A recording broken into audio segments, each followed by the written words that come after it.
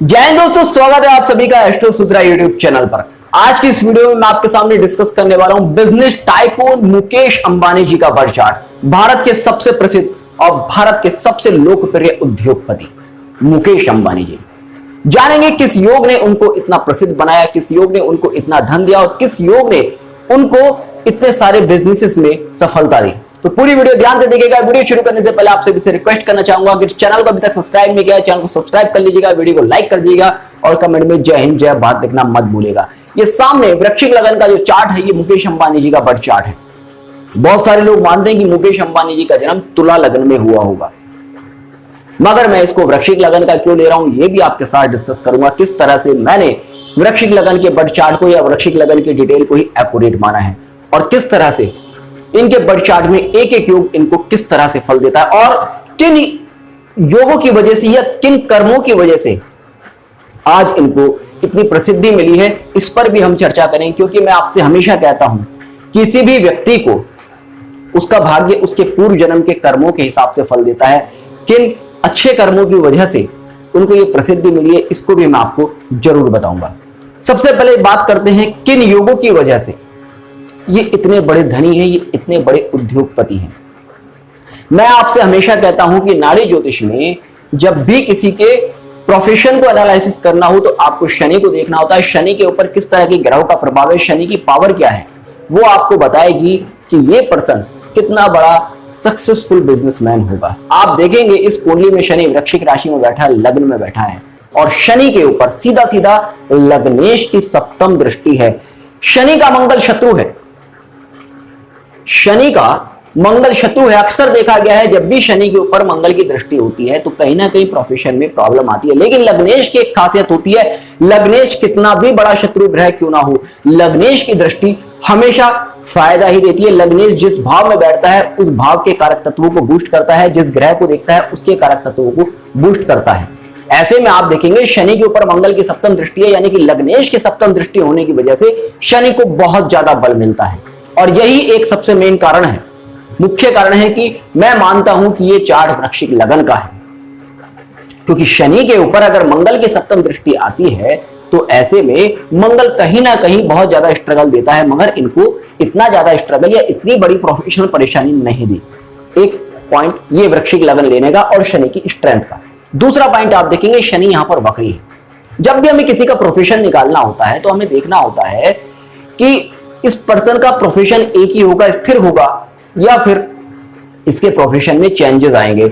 शनि वक्री का एक नियम आप नोट कर लीजिएगा, शनि अगर वक्री होकर ग्रहों के साथ संबंध बनाता है तो ऐसे में अधिकांशतः वो प्रोफेशन में चेंजेस देता है, और अगर शुभ ग्रहों के साथ में संबंध बना रहा है तो ऐसे में वहां पर उसको बहुत ज्यादा तरक्की होती है। यहां पर शनि वक्री है वृश्चिक राशि में, और मैंने आपसे हमेशा कहा है कि जब भी कोई ग्रह वक्री हो तो वो अपने 12वें भाव में 50% तक इफेक्ट रखता है, मगर इसको भी हम डिग्री के हिसाब से देखते हैं। ऐसा नहीं कि जैसे कि इस चार्ट में गुरु 29 डिग्री पर वक्री है तो उसका कर्क राशि में इफेक्ट होगा ही होगा। बहुत कम इफेक्ट कर्क राशि में आएगा, डिग्री के हिसाब से देखना होता है। यहाँ शनि 20 डिग्री का है, इसलिए उसका तुला राशि में भी इफेक्ट होगा। तुला राशि में जब शनि आता है, सबसे पहली बात शनि को उच्च बल प्राप्त होता है। वक्री ग्रहों की एक खासियत होती है, अगर वो वक्री होकर उच्च हो रहे हो तो उनकी स्ट्रेंथ बहुत ज्यादा बढ़ जाती है। तो शनि की यहां पर स्ट्रेंथ और ज्यादा बढ़ गई।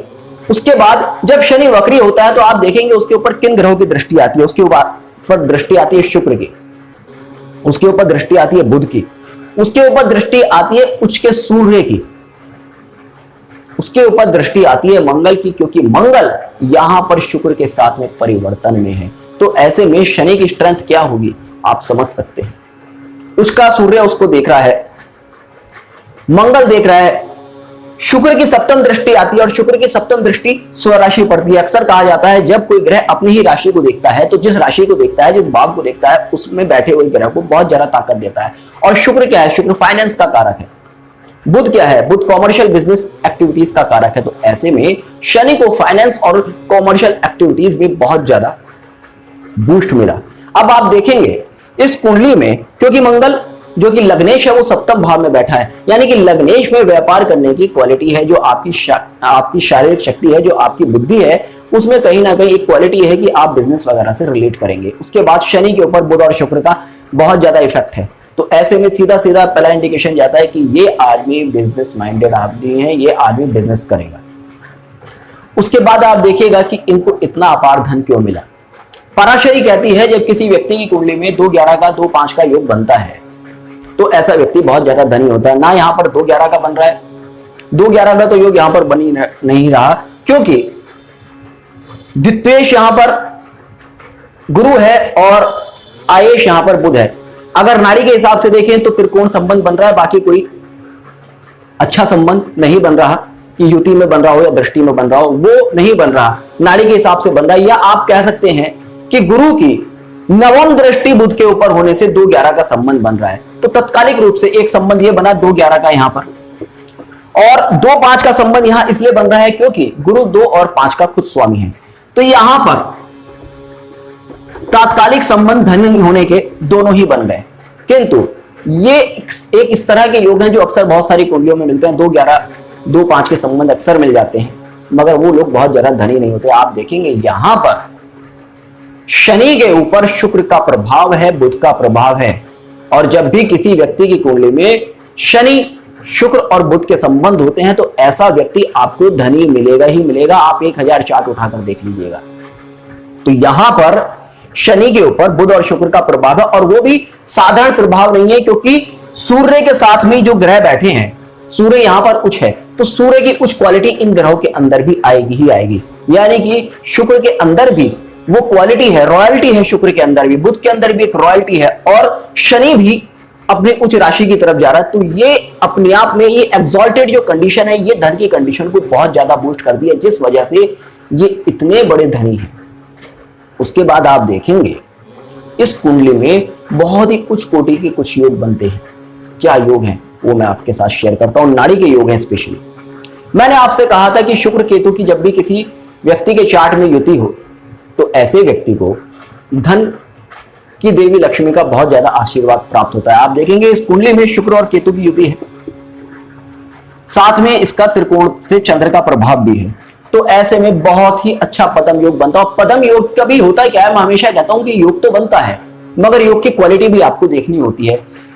कई बार योग बनता है नॉर्मल कंडीशन में, कई बार योग बनता है बहुत ही हायर कंडीशन में। यहां पर पदम योग बना है बहुत ही हायर कंडीशन में। किस तरह से आप देखेंगे, कमल की क्वालिटी क्या होती है, कमल निकलता है, कमल उगता है जबकि सूर्य उदय होता है। सूर्य उदय होने के समय पर कमल खिलता है, और यहां पर आप देखेंगे सूर्य की कंडीशन क्या है, सूर्य यहां पर उच्च का होकर बैठा है। तो ऐसे में कमल को खिलने के लिए पूरी कंडीशंस मिली है। तो जिस वजह से जो पदम योग बन रहा है वो बहुत ही अच्छी स्ट्रेंथ में बन रहा है, और पदम योग की वजह से इनको मां लक्ष्मी जी का विशेष आशीर्वाद है, जिस वजह से ये इतने बड़े धनी हैं। उसके बाद बात आती है कि यहां पर शुक्र अस्त है। बहुत सारे विद्वान कहते हैं कि जब भी शुक्र अस्त होता है तो ऐसे व्यक्ति को धन संबंधी कोई प्रॉब्लम आएगी, मैरिड लाइफ में कोई प्रॉब्लम आएगी।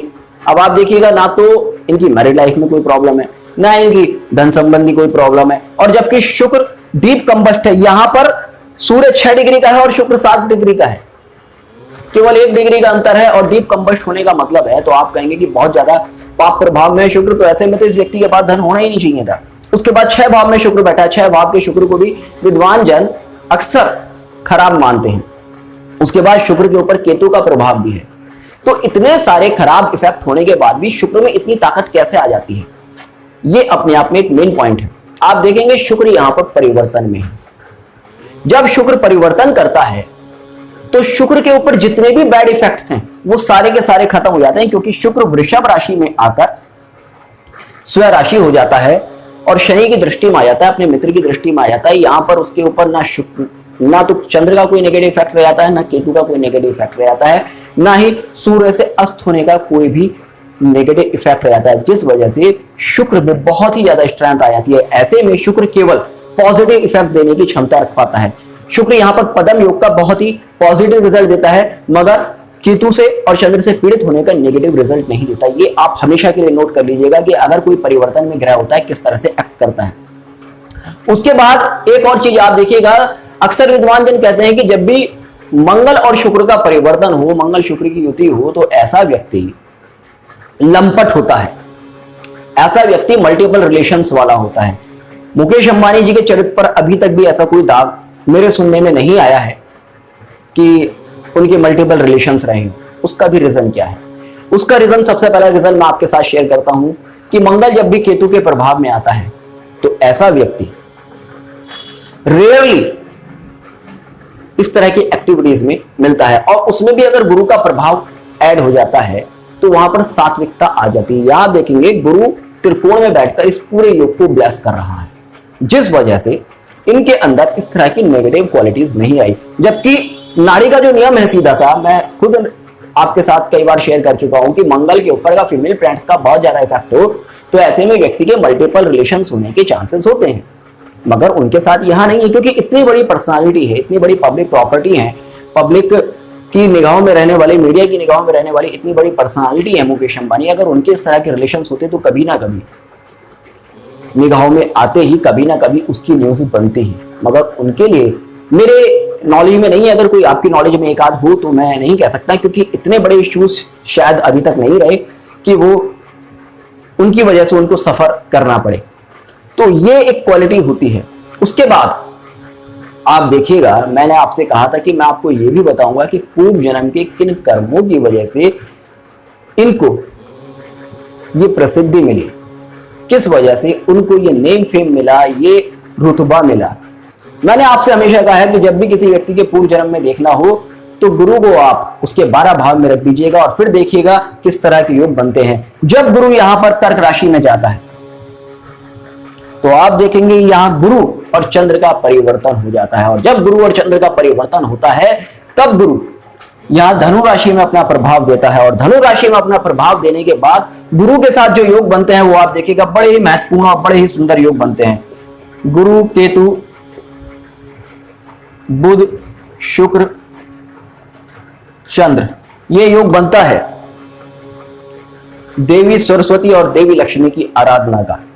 मैं पूरे दावे के साथ कहता हूं कि पूर्व जन्म में इन्होंने मां लक्ष्मी और मां सरस्वती की बहुत ही बड़ी आराधना की, उनकी बहुत ही ज्यादा पूजा की, बहुत ही प्रचार प्रसार किया, जिस वजह से उनको वरदान स्वरूप आज माता लक्ष्मी की इतनी बड़ी कृपा प्राप्त हुई है। और उस वरदान के स्वरूप ही शुक्र के अंदर लाख कमी होने के बाद भी, पीड़ित होने के बाद भी शुक्र उनको नेगेटिव इफेक्ट नहीं दे रहा है। शुक्र ने परिवर्तन कर लिया मंगल के साथ और इनको इतना बड़ा धन दिया। और एक विशेष योग मैं आपको बताता हूं, जब किसी व्यक्ति की कुंडली में शुक्र का परिवर्तन होता है तो ऐसे व्यक्ति को अचानक से ही चांसेस मिलते हैं कि उसके धन में वृद्धि होती आती है। एक और महत्वपूर्ण योग आपके साथ शेयर करता हूं, जिस वजह से मैंने वृश्चिक लगन की एक कुंडली ली। मैंने आपसे अपनी एक वीडियो शेयर की थी जिसमें मैंने आपसे कहा था 6th house and 6th Lord the key of success. मैंने आपसे उसमें कहा था कि वृश्चिक लगन में एक क्वालिटी होती है कि वहां लग्नेश ही 6 भाव का कारक होता है, और कोई व्यक्ति जब तक उसका 6 भाव स्ट्रांग नहीं होगा, जब तक उसमें रिस्क लेने की टेंडेंसी नहीं होगी, बहुत बड़ा बिजनेसमैन नहीं बन सकता, बहुत ज्यादा सक्सेस अपनी लाइफ में अचीव नहीं कर सकता। ये कुंडली वृश्चिक लगन की मंगल के अंदर 6 भाव की क्वालिटी है, यानी रिस्क लेने की टेंडेंसी है, इन्वेस्ट करने की क्षमता है। उसके बाद 6 भाव में अधिकांश ग्रह बैठे हैं, लग्नेश खुद परिवर्तन से 6 भाव में जा रहा है, तो ऐसे में इनके अंदर न केवल सोच समझ के विचार करके बिजनेस को आगे बढ़ाने की क्षमता है, बल्कि ये रिस्क लेना भी पसंद करते हैं, ये इन्वेस्ट करना भी पसंद करते हैं, क्योंकि बिना रिस्क लिए कोई भी व्यक्ति बड़ा बिजनेसमैन बन ही नहीं सकता। इस तरह के और भी कई महत्वपूर्ण पॉइंट्स इनके चार्ट में हैं, जो आने वाले समय में अलग अलग वीडियोस के माध्यम से आपके साथ शेयर करता रहूंगा। तो जुड़े रहिएगा एस्ट्रो सूत्र के साथ। मिलते हैं नेक्स्ट वीडियो में, तब तक के लिए जय हिंद, जय भारत। बहुत आई